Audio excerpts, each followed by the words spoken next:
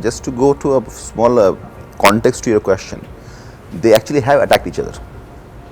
Israel actually first attacked the Syrian embassy of the consulate of Iran in Syria.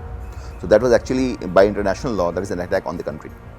At the same time, then Iran launched a barrage of missiles against Israel. So they have actually attacked each other a couple of times, or at least once in the recent past.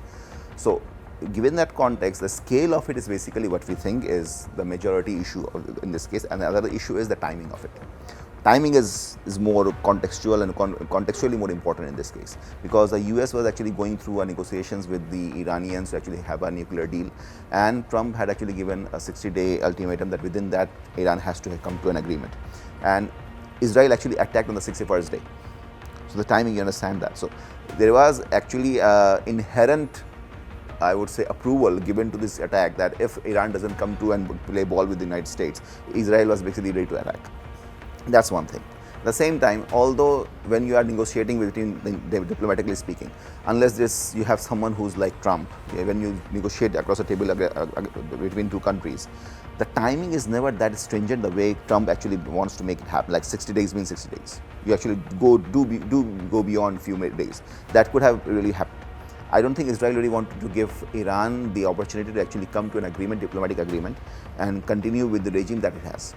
At the same time, you also need to understand that for Iran to maintain that posture in the Middle East of anti-Israel, while the other powers in the Middle East, the Saudi Arabs and UAE and the other countries who are basically a bit more prone to be basically more pro-Israel, or at least be more amicable with them, while completely becoming apathetic about the Palestinian cause, they're actually moving towards that already.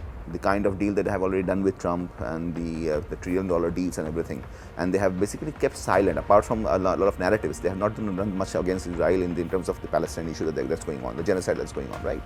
So based on that, having Israel come on the same terms and the same level with the other Middle East countries in terms of a good relationship with the United States, I don't think Israel was ready to have that. So I think what the reason for them to agree to attack right now is the mere fact that rather than trying to think of Iran to actually come to certain terms, certain agreements with the United States, and allow them to actually maintain the status quo of their regional power, regional influence, and continue with this regime that they have in Iran, which is basically quite anti-Israel, having that risk continue while the way Israel has been conducting itself in the Middle East, the genocide, the Jordanian war, the attacks on Syria, the occupation of Syria right now. So they are basically expanding quite a bit, right? Based on that, for them to actually continue with the fact that there's a power which might have a nuclear weapon or actually have a military might that may be able to attack Israel sometime or the other, they really can't have that, because they are already on the expansion spree. They are already going for the greater Israel objective.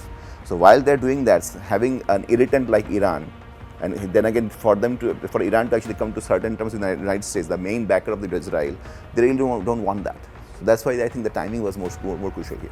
For more updates, follow us on Facebook, subscribe our YouTube channel, get the latest update on www.daily-sun.com.